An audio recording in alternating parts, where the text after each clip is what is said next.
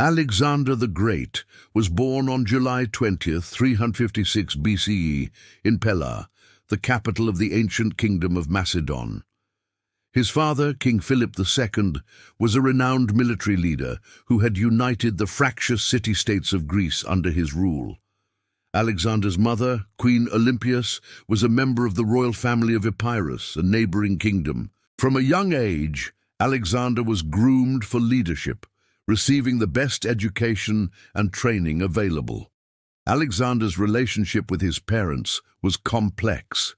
His father, King Philip, was a demanding and sometimes brutal parent who believed in pushing his son to the limits of his endurance. Alexander, on the other hand, was sensitive and passionate, often clashing with his father over issues of policy and principle. Despite these tensions, Alexander's martial skills continued to develop, and he quickly became an accomplished warrior. Alexander's education under Aristotle, one of the greatest philosophers of ancient Greece, had a profound impact on his life. Aristotle taught Alexander about literature, philosophy, and science, instilling in him a love of learning and a curiosity about the world. Alexander's education under Aristotle also helped him develop critical thinking skills, which would serve him well in his future military campaigns. As Alexander grew older, his relationship with his father became increasingly strained. King Philip had fallen in love with a young noblewoman named Cleopatra Eurydice and had decided to marry her. Alexander, who saw this as a threat to his own position, became embroiled in a bitter dispute with his father. The situation was further complicated by the fact that Cleopatra's uncle Attalus was a powerful nobleman who had long been a rival of Alexander's mother Olympias. The tension between Alexander and Philip came to a head at the wedding feast, where Alexander clashed with Attalus. Philip, who had been drinking heavily, rose to defend his new father-in-law and clashed with Alexander, ultimately ending up on the losing end of a physical altercation. The incident ended with Alexander and his mother fleeing the kingdom, although they would eventually return after Philip's security assurances. Despite this incident, Alexander's position as heir to the throne was secure. However, the dispute had highlighted the tensions between Alexander and his father and the challenges that Alexander would face in the future. In 336 BCE, King Philip was assassinated during the wedding celebrations of his daughter Cleopatra. Alexander, who was just 20 years old, succeeded him as King of Macedon. The young monarch quickly demonstrated his ruthless streak, ordering the execution of several potential rivals and cementing his position as the ruler of a vast and powerful kingdom. Alexander's early challenges as king included securing his position and dealing with potential rivals. He also had to navigate the complex web of alliances and rivalries between the city-states of Greece. Despite these challenges, Alexander was determined to pursue his father's dream of conquering the Persian Empire. Alexander's plans for conquest and expansion were ambitious. He wanted to unite the Greeks and avenge the Persian invasions of Greece. He also wanted to spread Greek culture and language throughout the ancient world. Alexander's vision was not limited to conquest. He also wanted to create a new world order where Greeks and non-Greeks could live together in harmony. In 334 BCE, Alexander crossed the Hellespont into Asia Minor, leading an army of around 40,000 men. The Persian satraps, who governed the various provinces of the empire, responded by gathering a massive army of their own. The two forces clashed at the Battle of Granicus, where Alexander's superior tactics and the bravery of his soldiers won the day. The Battle of Granicus was a significant victory for Alexander. It marked the beginning of his campaign of conquest against the Persians and demonstrated his military prowess. Alexander's treatment of the Persian satraps and the local population was also notable. He showed respect for the Persian nobles and allowed them to continue governing their provinces. The conquest of Asia Minor was a major milestone in Alexander's campaign. He went on to capture the key cities of Sardis, Ephesus, and Miletus, claiming the region for himself. Alexander's victory at Granicus had set the tone for his future campaigns, demonstrating his military genius and his ability to inspire loyalty in his soldiers. The Persian king, Darius III, had gathered a massive army, which included contingents from all over the empire. Despite being outnumbered, Alexander's soldiers fought bravely, and the Persian army was defeated. The Battle of Issus was a crushing defeat for the Persians. Darius III was forced to flee the battlefield, leaving behind his mother, wife, and children. Alexander's soldiers captured the Persian royal family and treated them with kindness and respect. Alexander's treatment of the Persian royal family was notable, demonstrating his compassion and chivalry. The significance of the Battle of Issus cannot be overstated. It marked a major turning point in Alexander's campaign, demonstrating his military prowess and his ability to inspire loyalty in his soldiers. The battle also had a significant impact on the Persian Empire, weakening its defenses and paving the way for future conquests. In 332 BCE, Alexander's forces invaded Egypt, which was then a province of the Persian Empire. The Egyptians, who had long been oppressed by the Persians, welcomed Alexander as a liberator.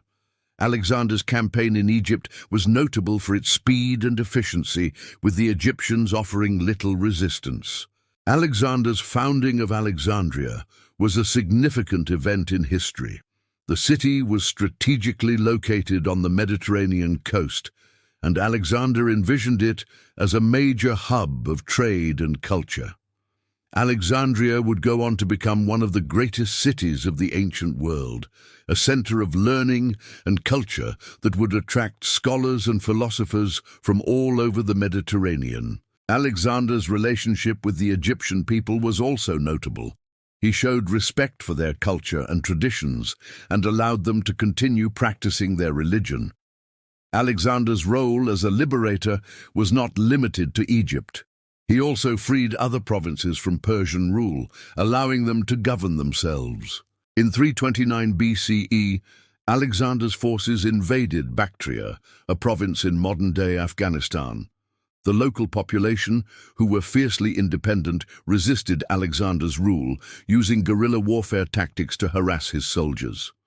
Alexander's campaigns in Bactria and Sogdiana were notable for their brutality and bloodshed.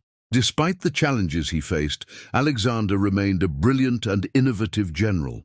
He adapted to the local terrain and used his intelligence and cunning to outmaneuver his opponents. Alexander's relationship with his soldiers was also notable, demonstrating his ability to inspire loyalty and devotion. The Eastern campaigns marked the easternmost point of Alexander's empire. His soldiers, who had grown tired of the long campaign, began to question Alexander's leadership and the purpose of the war. Alexander's decision to turn back and establish the empire's eastern border marked the beginning of a new era, one in which the Greeks would consolidate their gains and spread their culture throughout the ancient world. In 326 BCE, Alexander's forces clashed with the Indian king Porus at the Battle of the Hydaspes. The battle was notable for its ferocity and the bravery of the Indian soldiers. Despite being outnumbered, Alexander's soldiers fought bravely, and the Indian army was defeated. The Battle of the Hydaspes was a significant victory for Alexander. It marked the easternmost point of his empire and demonstrated his military prowess. Alexander's decision to turn back and establish the empire's eastern border was motivated by the exhaustion of his soldiers and the difficulties of the terrain. The battle also marked the beginning of a new era, one in which the Greeks would spread their culture and language throughout the ancient world. Alexander's legacy in the region would be lasting, with the establishment of Greek cities and the spread of Greek culture. In 323 BCE, Alexander returned to Babylon, exhausted and ill. His health problems, which had begun during the Eastern campaigns, had worsened, and he was no longer able to lead his soldiers in battle. Alexander's death at the age of 32, which occurred on June 10th, 323 BCE, marked the end of an era. The succession crisis that followed Alexander's death was marked by violence and bloodshed. Alexander's generals, who had grown powerful and ambitious during the campaign, fought for control of the empire. Alexander's legacy is complex and multifaceted. He was a brilliant general and a visionary leader who spread Greek culture and language throughout the ancient world. He founded over 70 cities, including Alexandria, which would become a major center of culture and learning. The impact of Alexander's conquests on the ancient world was profound. The spread of Greek culture and language throughout the empire helped to create a new world order, one in which Greeks and non-Greeks could live together in harmony. The Hellenistic kingdoms that emerged from Alexander's empire would go on to shape the ancient world, spreading Greek culture and language throughout the Mediterranean. Alexander's legacy continues to shape the modern world. His military campaigns and cultural achievements remain a source of inspiration for leaders and scholars around the world. The story of Alexander the Great is a testament to the power of human ingenuity and the enduring legacy of ancient Greece. Alexander's legacy lived on through his son, who expanded the empire further, spreading knowledge, art, and philosophy throughout the lands. Alexander's story became a legend, inspiring generations to come, and his name remains synonymous with greatness, wisdom, and adventure. If you've enjoyed this journey through history, don't forget to give this video a thumbs up. It really helps the channel grow. And if you want to keep discovering the stories that shaped our world, hit that subscribe button and turn on the notification bell so you never miss a new episode. From ancient empires to forgotten battles, there's so much more to explore together. Thanks for watching, and see you in the next one.